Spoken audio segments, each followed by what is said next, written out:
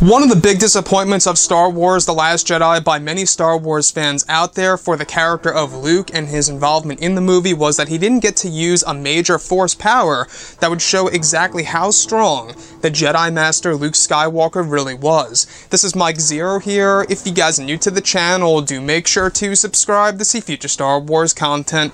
Now, as you all know, these past couple of weeks we've been going over all the different processes of principal photography for Episode 9. We've been going over some of the set leaks, the set designs, the scene schedules, the concept art and storyboard descriptions, etc. And I wanted to focus in on the character of Luke Skywalker. We do know that Mark Hamill and his involvement in Episode 9 is going to be a whole lot more than just a minor role, which is really good to know.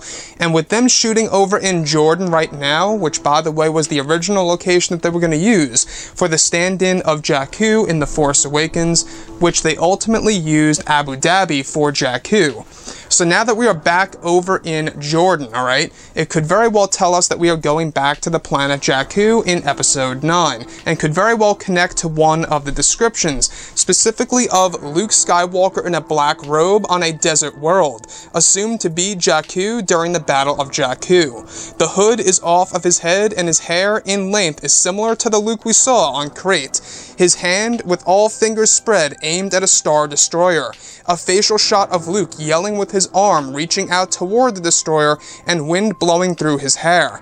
The Star Destroyer has a lot of fire and flames, and on the surface of it also has electricity colored blue sparking as it nears the surface. The next goes over the destroyer, impacting the surface of the planet. A shockwave of dust comes toward Luke and concludes with Luke lying down on the sand, covering himself with his robe to protect himself from any harmful particles. And finally the dust settles, Luke is back up and an explosion occurs. The last goes over Luke using a force barrier to block the debris.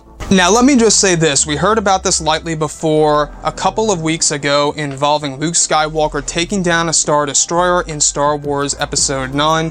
This was also a suggested piece for Star Wars The Last Jedi that never made it to the final cut of the movie, so we'll have to wait and see exactly if this will make it in Episode 9, and I think it will, because we do know that they're going to be exploring more about the legacy of Luke Skywalker, and J.J. Abrams will be expanding this a whole lot more in this film.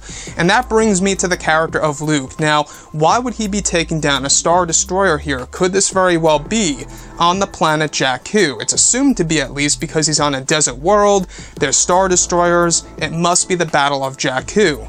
And the other thing here is that it's described that he has a similar hair length to that of how he was on the planet Crate in The Last Jedi, indicating that this is most definitely a moment in time in which he was younger than how he was more near to the events of The Force Awakens itself. Now, the other thing here is that this could very well also point to a new Force ability / power for Luke Skywalker that we have never seen before. Not just taking down a Star Destroyer, but this thing called Force Barrier that blocks any incoming debris to protect oneself. Now, I'm not quite sure if this was explored in Star Wars Legends or EU material. I feel like it was done by Starkiller in Star Wars The Force Unleashed. Yes, he also pulled off the Star Destroyer move, but I'm not quite sure if he was able to do the shield. You know, the shield power. So apparently Luke Skywalker has that power in order to block incoming debris.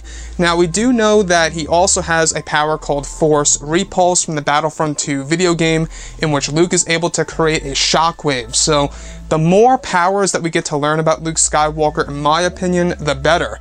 Now, the thing here is this. I think that this would be the most amazing sequence if it does make it to the finalized version of the movie and gets past the storyboard / concept art stage.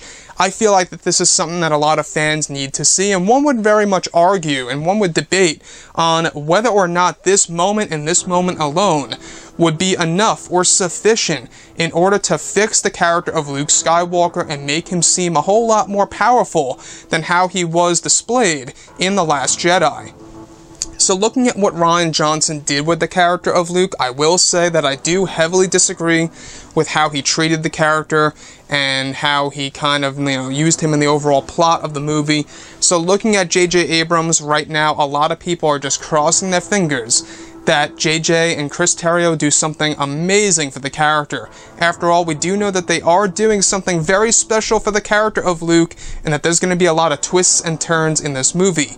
Even Donald Gleason gave us a little hint here that Luke Skywalker did something before in the past. I don't know if you guys remember Donald on that podcast where he said, you know, Luke Skywalker did this, ... and he just ended it right there. So we'll have to wait and see exactly what he meant by that. Maybe it's referring to this moment in time in which he takes down a Star Destroyer.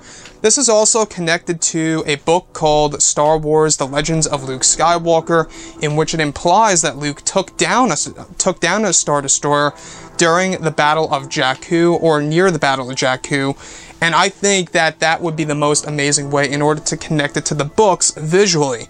You know, expanding it. That's the best way possible. Now, the last thing that I do want to go over, okay, is the character of Luke, alright?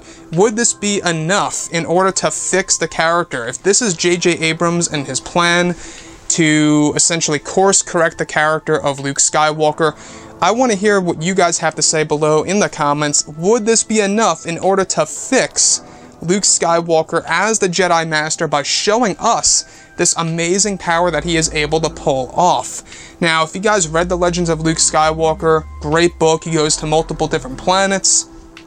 You do learn a little bit more about Force lore, such as a thing called the Tide, and you do learn some pretty amazing things in there. So I cannot wait to see exactly what JJ and Chris will expand for the character of Skywalker himself. Now, some people, of course, would say maybe this is a cheap thing for Disney and Lucasfilm to do if this does end up being in the finalized version of the movie, by cherry-picking from a video game of a power that Starkiller used. I honestly wouldn't mind, because any new power that we get to see for Luke Skywalker is great in my book. But anyways, guys, drop a comment below. Let me know what you think about all of this in the comments. And if you guys did enjoy the content for today, do make sure to drop a thumbs up on this video to support the channel. I thank you all so very much for the kind support, and I'll catch you guys next time.